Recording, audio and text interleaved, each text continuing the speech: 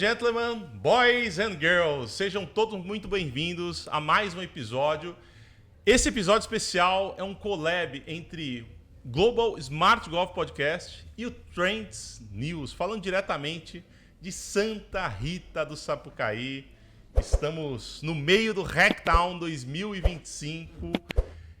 Fantástico! E o nosso tema de hoje, vamos falar sobre a cidade, sobre um programa, um projeto, um movimento de Santa Rita do Sapucaí, que é Cidade Criativa, Cidade Feliz, com 3 agentes importantíssimos desse ecossistema que participaram desse movimento e vão passando o bastão de tempos em tempos. Então, estamos aqui com Thales Tito, planejador urbano e curador da Casa Cidade Criativa, que é a casa da Prefeitura, junto com o Sebrae, são esses agentes que estão oferecendo dentro do Hacktown também. Miriam Souza, que é gestora do Sebrae Vale da Eletrônica, também muito obrigado pela participação. E Janilton Prado, secretário de Cultura de Santa Rita.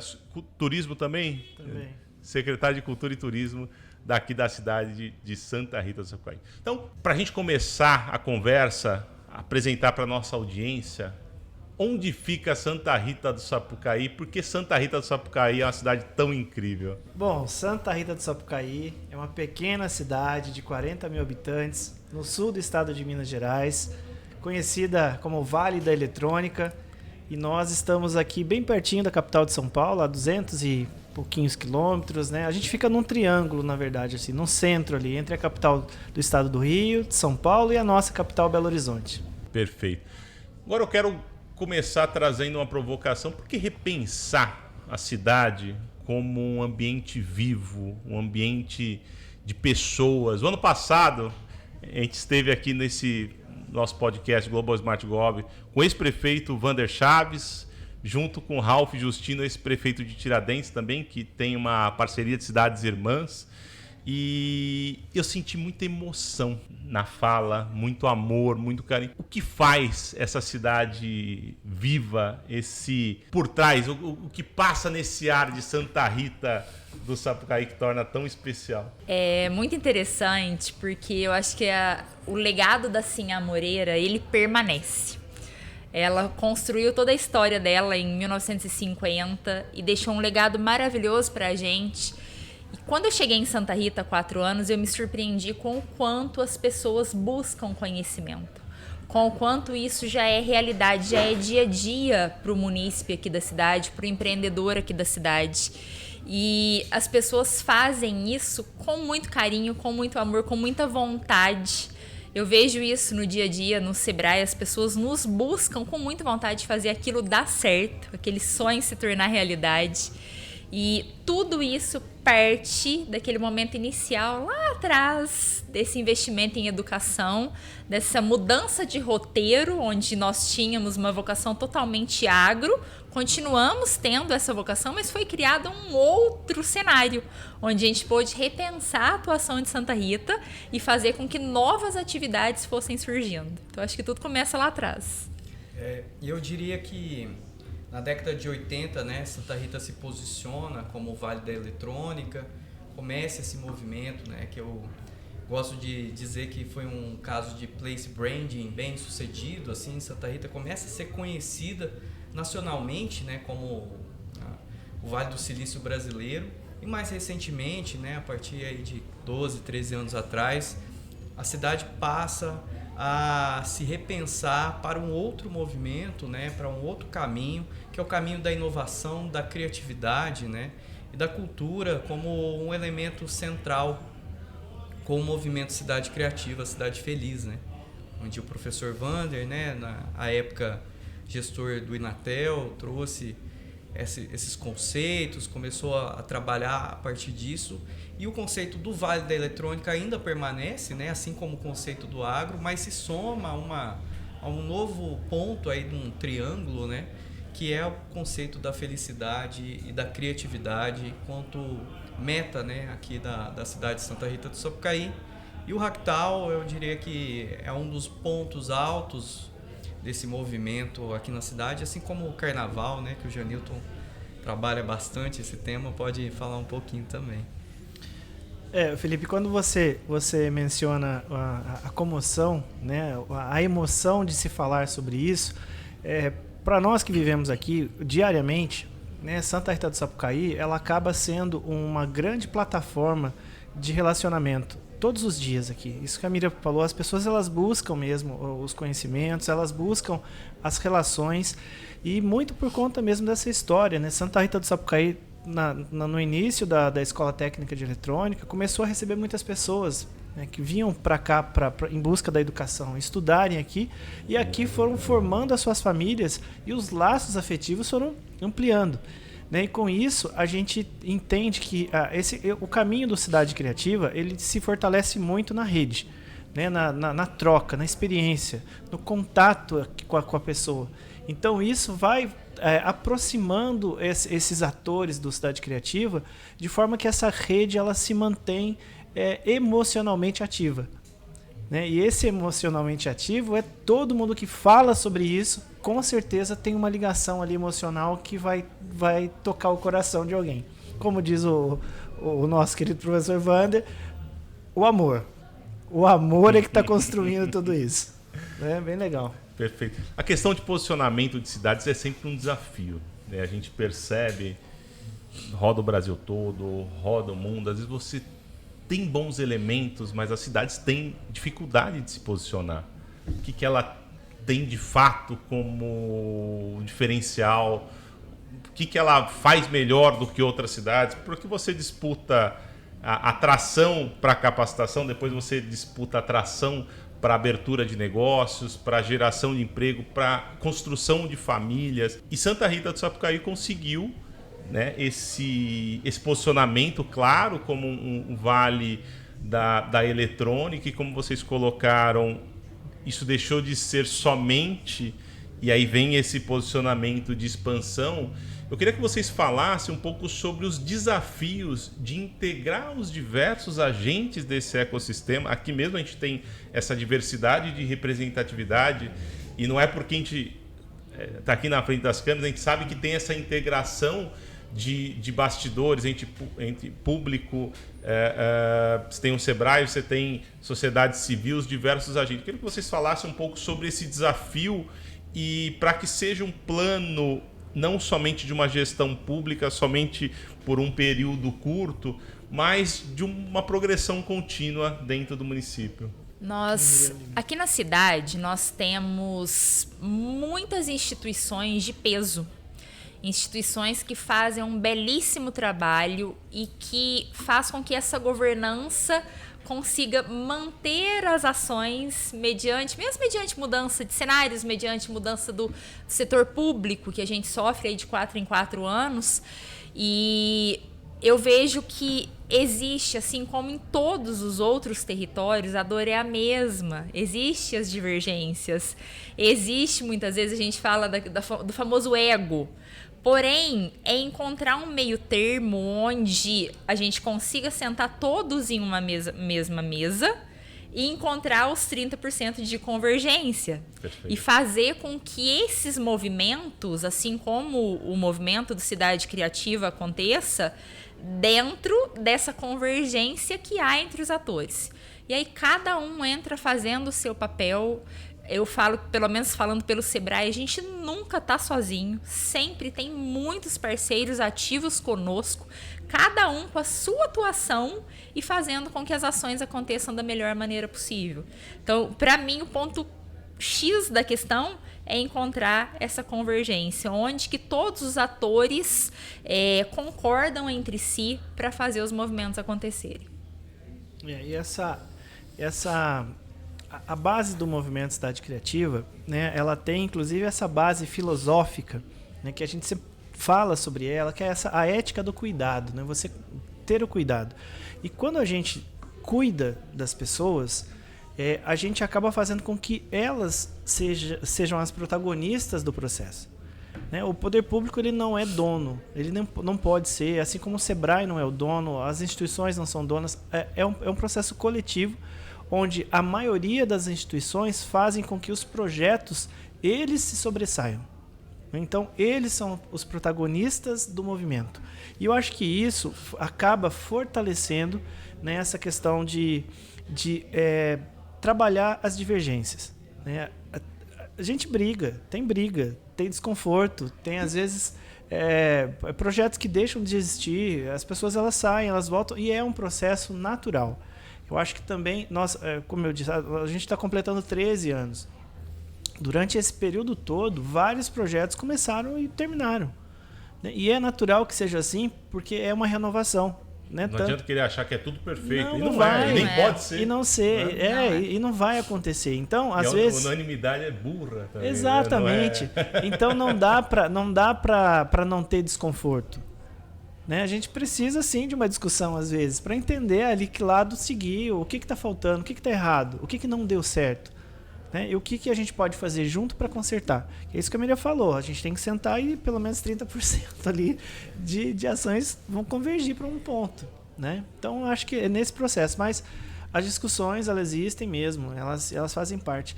E se a gente abre um leque maior de entender que o nosso movimento aqui da cidade, ele não é mais só cidade. Né? A gente já tem a expansão regional desse projeto, porque o projeto ele caminha. O Ractal é um exemplo claro sobre isso. Né? Hoje, Santa Rita do Sapucaí, ela não comporta todo mundo aqui para o evento. Aliás, o dia todo está todo mundo aqui, mas tem gente que vai para Pouso Alegre, vai para Itajubá e volta no outro dia, porque a cidade também está aprendendo a se preparar para isso. Ah, mas já são 13 anos, mas ainda estamos aprendendo. Né? Somos adolescentes. 13 aninhos, está começando agora. Então agora vem os desafios. Né? De encarar a vida agora e falar o que o movimento precisa para a gente crescer, para se tornar mais adulto. Né? Então é um processo natural e eu acho que cada um das pessoas que fazem parte desse movimento acabam que elas também vão entendendo que em algum momento a gente vai ter que sentar para conversar. Perfeito. Eu venho amadurecendo isso um pouco em mim, assim, né? Como esse posicionamento. Estou aqui em Santa Rita há 3 anos, morando aqui, e venho amadurecendo tentando entender como a cidade está se posicionando, né? Nesse sentido, fazendo uma análise às vezes um pouco mais de longe, às vezes um pouco mais de perto, recentemente mais de perto. E na curadoria agora da casa, né, do Cidade Criativa, que o Janilton me convidou, né, junto com o Sebrae, para estar cuidando, essa questão da emoção veio forte, né? Então, a gente teve a vontade e a intenção de trazer sempre painéis com pessoas aqui da cidade e pessoas de fora para ter uma troca rica. E, às vezes, as pessoas aqui da cidade muito se emocionaram de ser convidado, né? Às vezes, pela primeira vez no Ractal, de estar podendo falar. Outras vieram com sentimentos diversos, falando, nossa, eu tenho minhas questões com o evento, com o movimento, mas eu quero falar também. Então isso é legal, né? Porque a emoção às vezes ela é de amor, mas às vezes ela é de dor também, né? E a gente adolescente faz birra também, né? É isso. E é isso que vai fazer a transformação do processo todo do movimento. Eu acho que é isso. Nem todo mundo pode estar satisfeito 100%, porque senão não tem sentido. Né? Pro ano que vem, e aí? Qual que vai ser a nossa briga do ano que vem, gente? O que nós vamos mudar? O que vai melhorar? Isso que o Thales falou é muito importante, porque o movimento em si, fora do Ractal, do período do Ractal, ele acontece durante o ano todo, através das parcerias e dos eventos que acontecem. Só que o ápice que a gente pode trazer agora para o Ractal, que é quando a cidade começa a perceber a movimentação toda de uma maneira mais nítida, porque é o pessoal chegando, é o trânsito, é o pessoal indo na farmácia, é o pessoal indo no restaurante, não tem mais hotel. Então a cidade começa a perceber que aquele momento está acontecendo alguma coisa. E por que não me falaram? Por que não me chamaram para fazer parte disso? Né? Então esse é o momento de dar a voz. De dizer, agora eu vou. Eu tenho um palco para eu falar sobre isso. E é isso que acontece, e a Casa Cidade Criativa ela tem essa função. Pelo menos eu acho que é isso. A gente precisa que quem chega faça troca com quem está aqui e as pessoas daqui possam se sentir aí sim as donas do movimento naquele momento. Perfeito. Né? Queria entrar um pouco mais na questão da representatividade do Hacktown para a cidade e para o posicionamento para essa imagem, para atração de novos parceiros, para atração de estudantes. O que isso representa e qual que é o impacto para a economia da cidade? Qual que é o impacto do evento para a economia da cidade? Eu vou puxar, depois a Miriam pode me ajudar nisso. O impacto financeiro, econômico durante os dias é nítido, assim, né? A gente vê pela movimentação, pela ocupação, seja da rede hoteleira, os restaurantes, os serviços que são oferecidos durante o processo, né, desde a montagem até a desmontagem. Então, a roda econômica gira nesses dias. E assim, a vitrine é importante também. A vitrine para que as pessoas que chegam em Santa Rita, elas conseguem entender um pouquinho nesses dias essa dinâmica do festival e elas saem querendo voltar para entender de novo como é que vai ser o ano que vem, mas por que vocês conseguem fazer isso, como é que está acontecendo na cidade tudo ao mesmo tempo. Enfim, então o impacto ele é positivo, né, economicamente. Eu acho que com os empreendedores é bem isso, né, Miriam? É isso mesmo. É interessante porque o Hacktown ele vem abrindo muitas portas. Todas as cidades que a gente chega, as pessoas já falam, eu conheço Santa Rita, eu já estive lá, eu conheço o Hacktown, eu conheci alguém que palestrou no Hacktown. Então ele abre portas, mas o interessante é que ele não abre portas somente para ele, somente para essa ação. São portas que vêm sendo abertas desde lá de trás, do momento que o Cidade Criativa teve esse início com inúmeros empreendedores que seguem fazendo parte. E é muito bacana porque nós vemos esses empreendedores na construção de diversos espaços durante o Hacktown. Então, por exemplo, nós temos ações, a gente tem agora um programa de aceleração da economia criativa para começar na próxima semana. A nossa ideia era ter começado há 15 dias. Impossível. Os empreendedores estão todos envolvidos com o Hacktown, cada um da sua forma. A pessoa que trabalha com paisagismo está na decoração, a pessoa que trabalha com música está se organizando para as apresentações. Então todos se envolvem de alguma maneira e a roda gira e a economia vai sendo favorecida. Do ponto de vista da percepção, assim, né, eu acho que a gente tem uma questão do soft power muito evidenciado, né, com o Hacktown, do soft power da cidade, né, da questão política, assim, né, até em termos de político, com P maiúsculo, né, ela é muito favorável, assim, né, você consegue atrair outros políticos para visitarem a cidade, eles querem entender o que acontece aqui, as pessoas do setor privado, né, as instituições, as empresas também querem entender. E eu diria que isso é um soft power forte. E o hard power ali, né, a infraestrutura, como o Janilton falou, isso vem extrapolando a nossa micro-região aqui.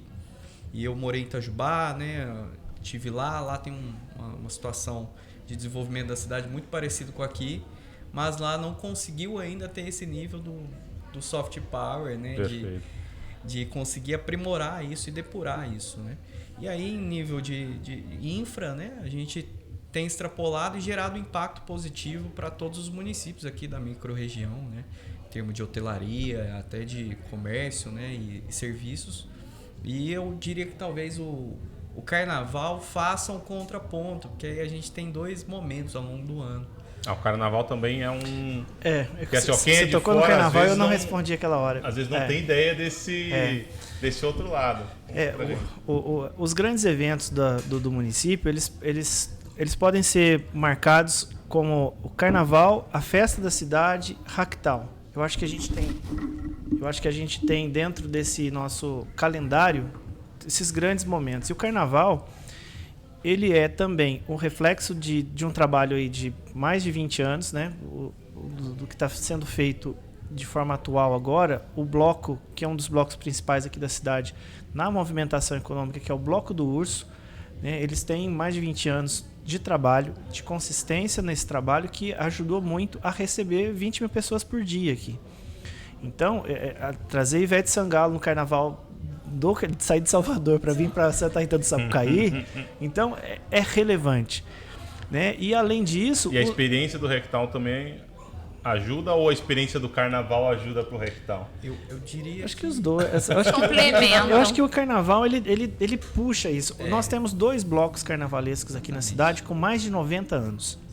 Então eu costumo dizer... Mais de 90 Mais de anos. 90 anos. Eu costumo dizer, às vezes, quando nós saímos para falar de Santa Rita em outros lugares, eu falo assim, gente, a nossa revolução criativa não é de agora, não. Nós começamos há mais de 90 anos atrás. Isso é importante. Porque 90 anos atrás, você tinha pessoas aqui fazendo fantasias, fazendo música, compondo carnaval, saindo para a rua.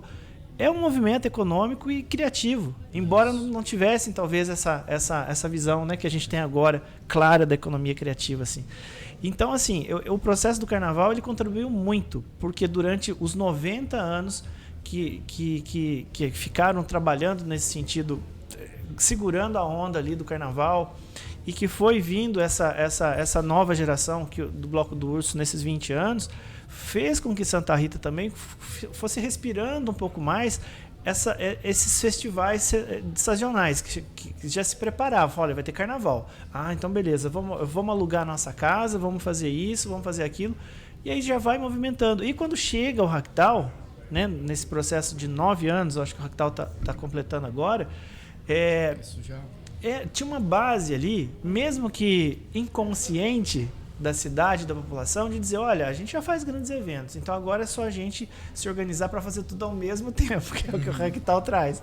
Né? Vamos fazer tudo junto agora. E aí? Um ponto que eu acho que o Rectal faz, e o movimento Cidade Criativa, né, eu tenho pensado muito nessa proposta, ele trazer essa riqueza do carnaval daqui de Santa Rita, porque, gente, vale a pena vir aqui e ver o carnaval. Já coloquem na agenda, hein? São quantos carros alegóricos? Tem carros alegóricos que dão a volta nessa praça. Quantas pessoas?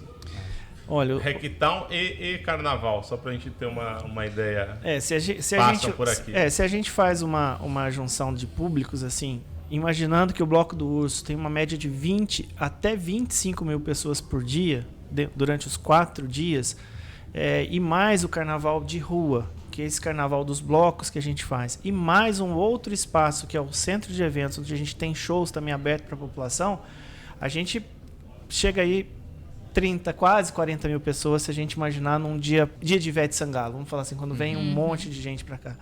Então, assim, às vezes até é difícil a gente explicar como é que Santa Rita comporta tudo isso. Né? É você dobrar a população ali num evento. Mas é o que o Thales falou. A gente acaba que o transbordar para as outras cidades é muito bom. Porque a gente também incentiva a rede regionalizada de sustentar o turista ali, de segurar o turista ali. Né? Então a gente acaba fazendo. É muito que é, inclusive, uma política de Estado, do Estado de Minas, que é a regionalização do turismo. Né? Gera esse transbordo. Né? Sim. O transbordo, e é necessário. E aqui no sul de Minas nós somos muito próximos uma cidade da outra. Né? Então a gente tem cidades aqui com 20 quilômetros, a outra, sei lá, 10 quilômetros. Então são cidades muito próximas e que conseguem absorver isso. Então é importante. Eu acho que o carnaval ele contribuiu para que a cidade também entendesse essa dinâmica de grandes eventos. E eu ia complementar do ponto de vista do empreendedorismo, né? Do Sebrae, no carnaval, né, Miriam? Tem um movimento das mulheres fazerem a customização de abadás.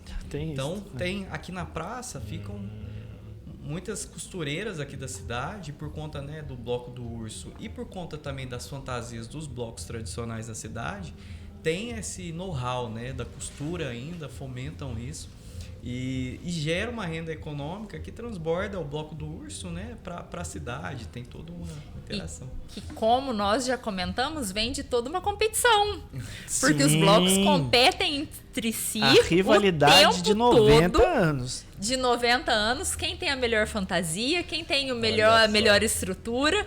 E isso é muito benéfico, porque faz com que o movimento, com que as ações vão melhorando Sim. ao longo do ano. Exatamente. Inclusive, assim, é como se fosse um fla-flu, sabe?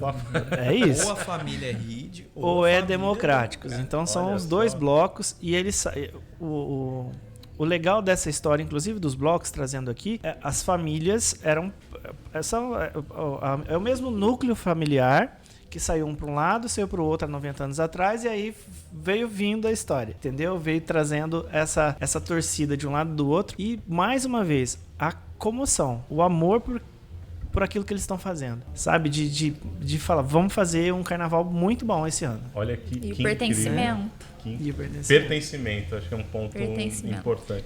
Eu queria que vocês falassem um pouco agora desses bastidores. Quais são as principais iniciativas que suportam esse movimento de cidade criativa durante todo esse período de bastidores? Vamos dizer que a cidade ela funciona, ela tem o ciclo dela, não só de preparação para os eventos, mas ela vai criando. Você tem parte educacional. Quais são as principais iniciativas, projetos que sustentam esse conceito de cidade criativa? Eu acredito que tudo começa dentro das escolas. A gente tem todo um trabalho de resgate cultural para que essas crianças também entendam o que é Santa Rita, qual a história de Santa Rita, esses atores que são fundamentais. Então, tudo começa dentro das escolas, a meu ver. E essa preparação, ela acontece ao longo de todo o ano, porque o comércio precisa se preparar para o carnaval. Passou o carnaval, ele precisa se preparar para a festa de Santa Rita. Passou a festa, ela já está se preparando para outros momentos, tipo os Sabores do Vale, e logo em seguida a gente tem o Rectal. Então, essa preparação faz com que eles busquem novas formas de atendimento, de fazer gestão desse pequeno negócio, como melhorar, seja fachada, layout, design, como que eu posso fazer com que o meu espaço seja mais atrativo, como que eu posso fazer com que as pessoas tenham interesse em conhecer a minha empresa pelo digital, como que eu posso atrair pessoas para trabalhar, para ser esse meu núcleo nesse período. Então, essa preparação, ela se expande para todos os segmentos que tem na cidade. A indústria vai se preparando de uma maneira, enquanto o setor gastronômico está em outro, o pessoal da economia criativa está nesse processo de aceleração. Então, são todos muito complementares e que atuam o tempo todo para que os movimentos possam ser permanentes, que eles possam se solidificar e acontecer de maneira sustentável. A prefeitura, ela trabalha no sentido de que a gente divide em 3 frentes, assim. Uma frente são os projetos, que são os eventos, né? As festas que realmente a prefeitura precisa assumir para acontecer, né? Como a festa da cidade, por exemplo, carnaval, para ela conseguir ter ali dentro dessa programação a oportunizar a população dos eventos todos, né? Que acontece. A outra parte é a infraestrutura. A prefeitura, ela precisa e ela pensa em novos espaços, em melhorar a rua, melhorar as praças, enfim, a infraestrutura toda da cidade. Para suportar tudo isso. Para suportar tudo isso, né? Muito importante. Nos últimos anos foram construídas escolas, novas escolas, que também é o que a Miriam falou. A base da educação ainda precisa permanecer viva, né? Porque é daí que traz saiu pra tudo. Cultura da cidade, né? Traz para a cultura da cidade. E da base, né? Essa preparação já crescer com essa mentalidade. Exatamente. Então, tudo isso vai fazendo com que a prefeitura pense, inclusive, a parte do fomento, né? De trazer um pouco de oportunidades com relação a recursos para que os empreendedores possam alavancar ali os seus projetos. Então, tem essas visões relacionadas ao suporte que a prefeitura dá. Para a sociedade civil, né, o fomento que o Janilton trouxe aqui é muito importante, né? A prefeitura hoje, então, tem um sistema online, fácil, onde qualquer cidadão consegue se inscrever, pleitear um projeto, se inscrever para um edital, né? O edital é público, é transparente.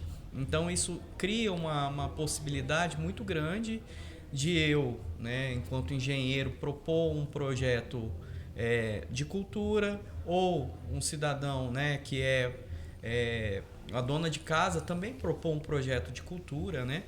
E isso é muito importante na construção dessa política pública, né, de fazer com que esse recurso seja pulverizado, ele não fique concentrado apenas nos grandes eventos, né? A gente sabe que o grande evento é importante, mas ele também consiga ser pulverizado em pequenos eventos, né? Então hoje aqui na cidade a gente tem eventos com 10 anos de existência, como os Sabores do Vale, por exemplo, que é um evento gastronômico, né? Tem o Hacktal com 9 anos, temos eventos com 1 ano, que é o Ocupa, que é um evento que acontece numa praça e ocupa um espaço público, né? Que também surge a partir desse fomento da Lei Paulo Gustavo ou de outros recursos que a prefeitura consegue viabilizar via edital, né? Então isso é fundamental para a gente conseguir construir uma política pública de fato acessível, né? Então um processo que é online, é claro, né? Traz essa possibilidade e isso qualquer município do Brasil consegue fazer, né? Isso que eu gosto de falar. Qualquer secretário, né, de cultura, turismo, educação que tenha, né, um fundo municipal de cultura, um fundo municipal de meio ambiente e consegue viabilizar, organizar a política pública, organizar a legislação para ele fazer esse trabalho acontecer. E o movimento Cidade Criativa, Cidade Feliz, para mim só consegue ter sobrevida e capilaridade, né, e essa renovação, transformação ao longo do tempo a partir, né, desses recursos básicos que trazem esses outros atores aí da sociedade civil. Excelente. Cidade Criativa, Cidade Feliz. O que a cidade pode fazer para trazer felicidade para a população? Bom, eu acho que assim, a maior missão da cidade, seja da governança pública ou privada, enfim, a gente precisa proporcionar momentos. Porque a felicidade constante é impossível, a gente não vai conseguir atingir, e tanto é que dentro do nosso movimento é uma utopia, né? Onde a gente quer chegar na felicidade. Mas o caminho que é traçado ali, evento após evento, né? Dia após dia, é aquela pílula da felicidade que a pessoa vai receber quando ela consegue chegar perto de um artista que ela conhece, que ela gosta, que ela nunca teria oportunidade de sair da cidade para assistir um show, por exemplo. A oportunidade que ela senta no teatro, assiste uma peça de teatro e vai para casa pensando. Ela fica feliz porque ela teve a oportunidade de estar ali. Então, eu acho que a felicidade ela é feita de gotinhas, sabe? De gotinhas, assim, todo dia. Tem dia que a gente não vai ter essa gotinha, né? Porque também faz parte.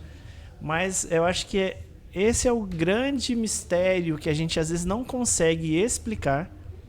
Aliás, a gente às vezes tenta explicar.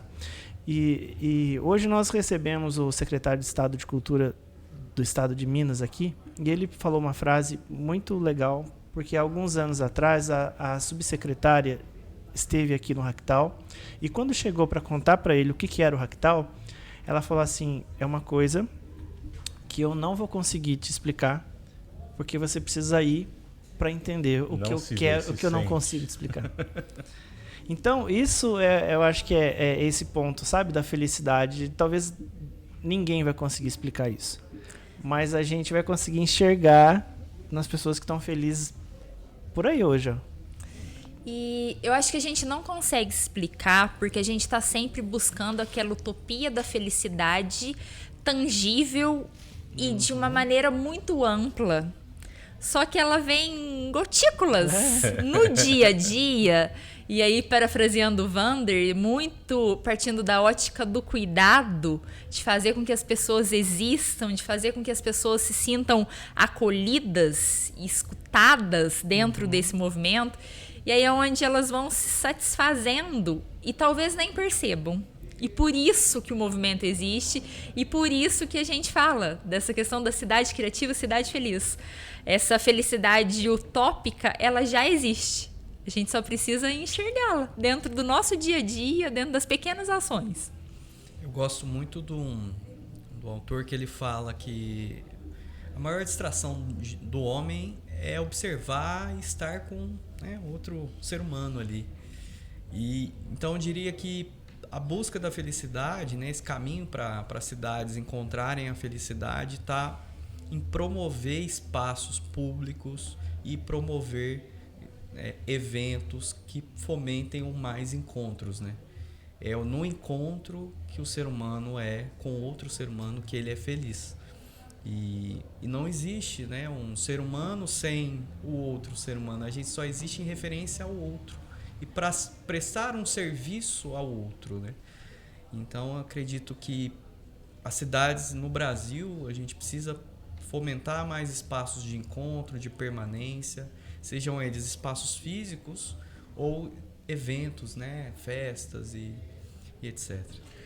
Ladies and gentlemen, essa é Santa Rita do Sapucaí, cidade inspiradora, de fato precisa vir para a cidade para sentir, não é só dito, não é só falado, a questão de sentimento. Minha segunda vez aqui, certamente voltarei mais vezes, cada vez que a gente vem passa a ter um carinho maior pela cidade, pelas pessoas que nos acolhem na cidade. Então, assim, parabéns pela acolhida, parabéns pela população. Acho que isso é algo que é maravilhoso, você se sentir bem no local. E, de fato, esse lance do amor, da felicidade, e faz parte de algo, é algo intrínseco dentro do município.